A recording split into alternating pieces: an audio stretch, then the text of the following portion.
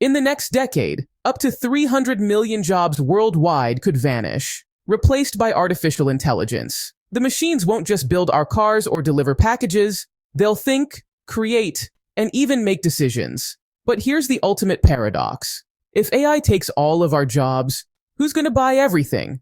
This isn't just a tech question, it's an economic survival story. For centuries, new technologies have disrupted industries, but no innovation has sparked fears as profound as AI automation. Why?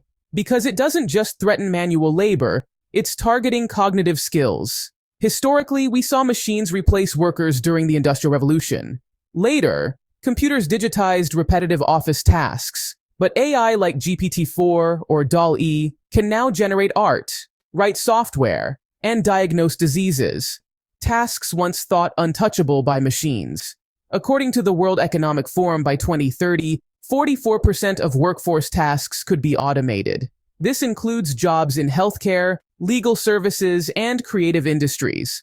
Speaking at a Stanford AI symposium, Dr. Fei-Fei Li remarked, "AI is not just a tool, it's an intelligence multiplier, amplifying capabilities while raising existential questions." Transition. But this isn't just about lost jobs. It's about the domino effect on businesses and economies worldwide. Please like and subscribe. Leave your thoughts in the comments. Your support is appreciated. Thank you. This is the heart of the crisis. Capitalism relies on a simple cycle. Businesses produce goods, workers earn wages, and wages fund consumption. But what happens when the workers, now replaced by AI, no longer earn wages? A 2023 McKinsey study highlights that 60% of global consumption stems from middle-class spending. Without this demographic, businesses lose their largest customer base. Economist Jeffrey Sachs warns, AI's greatest economic paradox is that it maximizes efficiency while destroying the very demand that fuels growth. Industries like retail are already feeling the pinch. When automation reduces wages, consumers cut spending. Amazon, for instance, has heavily invested in robotic warehouses, but faces slower growth in regions with high unemployment. This dilemma isn't new. Let's turn back to an early industrialist who saw the link between wages and consumption. In 1914, Henry Ford famously doubled his workers' pay to $5 a day. His logic: higher wages meant his employees could afford the cars they built. This strategy didn't just benefit workers, it skyrocketed Ford's profits and strengthened the American middle class. Could this work today? Experts like Joseph Stiglitz, a Nobel Prize-winning economist, believe that businesses must invest in their workforce to sustain consumer demand. However, AI complicates this equation. When machines replace humans, employers might have no incentive to pay higher wages, or any wages at all. To understand today's crisis, we must examine how outsourcing and automation set the stage for AI's dominance. Outsourcing allowed companies to reduce costs by shifting production to countries with cheaper labor. But as automation advanced, robots replaced even those low-cost workers. This shift was particularly devastating for manufacturing. Between 2000 and 2010, the U.S. manufacturing sector lost 5.5 million jobs. According to the Brookings Institution, 85% of these losses were due to automation, not globalization. Today, automation isn't limited to factories. Algorithms now analyze data, manage logistics, and even provide customer support. But the question remains, which industries are next? And why are even high-skilled jobs at risk? AI is targeting jobs across the spectrum. Here are the industries at greatest risk. Healthcare AI systems like Google DeepMind outperform doctors in diagnosing diseases like breast cancer. Law. Platforms like Harvey AI can draft legal documents faster than junior lawyers. Education. Adaptive learning software is replacing traditional tutors. Creative industries. Tools like Midjourney and ChatGPT now produce art, scripts, and marketing campaigns. According to Goldman Sachs, 300 million full-time jobs worldwide could be impacted by automation. What's shocking is that even jobs requiring creativity and advanced degrees aren't immune. So, if AI displaces the middle class, could the rise of freemium models point to how businesses might adapt? Consider the gaming industry's reliance on freemium models, offering free-to-play games with optional in-game purchases. Titles like Fortnite and Candy Crush generate billions without requiring upfront costs. Could this model expand to other industries? Imagine a car with no upfront cost, but monthly subscriptions for features like heated seats. A report in Harvard Business Review argues that freemium strategies could help companies thrive in a post-middle-class economy. But how sustainable is this model? Could catering only to the wealthy replace broad consumer demand?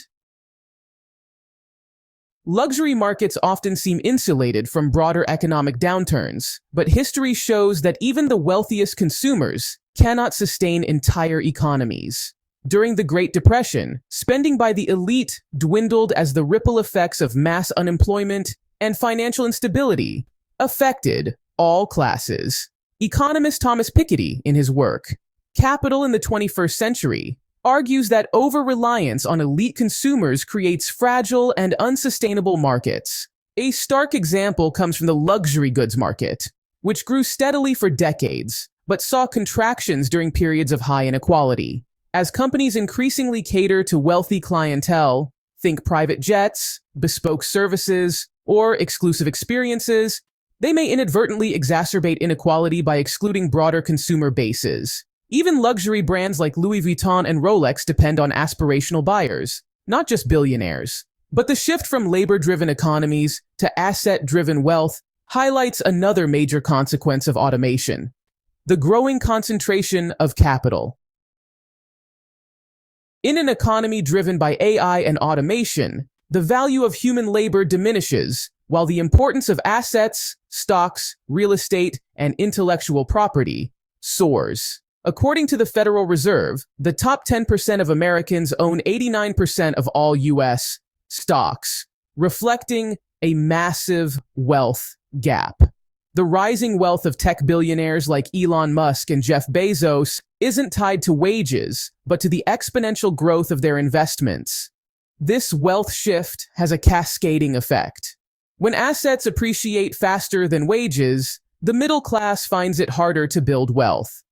Consider housing. As automation reduces wages for many workers, home ownership becomes less accessible. Meanwhile, those who own multiple properties, now a lucrative asset class, grow wealthier. Economist Gabriel Zucman, a protege of Piketty, calls this the wealth spiral effect, where capital accumulation outpaces labor income, creating a self-reinforcing cycle of inequality. If human labor continues losing its economic value, could policies like universal basic income provide a safety net? Universal basic income, or UBI, is a policy where every citizen receives a guaranteed income, regardless of employment. Advocates argue that in an AI-driven economy, where jobs are scarce, UBI could stabilize demand by giving people the purchasing power to buy goods and services. Countries like Finland have tested UBI. In one pilot program, 2,000 unemployed citizens received €560 monthly. The results were promising. Participants reported better mental health and financial security, though critics noted that employment rates didn't significantly increase. Andrew Yang, a U.S. entrepreneur and advocate for UBI, has made the case that automation will inevitably displace millions of workers. He argues, UBI isn't just a safety net. It's a floor that ensures everyone can participate in the economy. However, skeptics like Robert Reich, former U.S. Secretary of Labor, question the funding mechanisms for large-scale UBI programs. Would it require higher taxes, or would it redirect funds from existing welfare programs? The economic feasibility of UBI remains one of its most significant challenges. To explore its viability further, let's look at real-world experiments that have tested the concept. In the United States, several UBI pilot programs have emerged in recent years. One of the most notable took place in Stockton, California, where 125 residents received $500 a month for 2 years. The results? Recipients use the money primarily for necessities like food and utilities, and many reported improved mental health. Interestingly, full-time employment among participants increased from 28% to 40%. In Chicago, Illinois, a similar program provided 5,000 low-income families with $500 monthly payments starting in 2022. Initial data suggests that recipients spent the money on essentials like rent and health care, injecting funds directly into local economies. Yet, critics remain cautious. Funding these programs on a national scale would require significant public investment. Experts like Dr. Ioana Marinescu from the University of Pennsylvania argue that, while UBI has potential, its implementation would need to be carefully calibrated to avoid unintended economic consequences. Beyond its economic implications, UBI raises a deeper question. How will people find meaning in a world where work is no longer necessary? For centuries, work has been more than a paycheck. It's been a source of identity, purpose, and social connection. In an AI-dominated future, where jobs may no longer define us, society will need to rethink what gives life meaning. Philosopher Yuval Noah Harari suggests that humanity could face an unprecedented crisis of purpose. He argues, people will need new stories to give their lives meaning, beyond economic productivity. This could involve creative pursuits, lifelong learning, or building stronger communities. Programs that promote upskilling and education might play a critical role. For instance, initiatives like Google's AI certification programs are designed to help workers transition into new roles that leverage human creativity alongside AI. But these opportunities won't materialize automatically. The trajectory of AI depends on whether society steers it toward utopia or lets it spiral into dystopia. The future of AI holds two contrasting possibilities. Utopia. With proper regulation and equitable distribution of wealth, AI could free humanity from mundane tasks, unlocking a new era of creativity and leisure. Universal basic income, fair taxation, and ethical AI practices could ensure that the benefits of automation are shared. Dystopia. Without intervention, AI risks deepening inequality. Wealth could concentrate in the hands of a few, while millions face unemployment, poverty, and social unrest. As Stephen Hawking warned, AI could be the best or worst thing to happen to humanity. Recent developments illustrate both paths. In China, the use of AI for mass surveillance has sparked concerns about authoritarian control. Conversely, in Denmark, AI is being used to improve public services, from healthcare to transportation. The ultimate question isn't about technology, it's about how we choose to use it.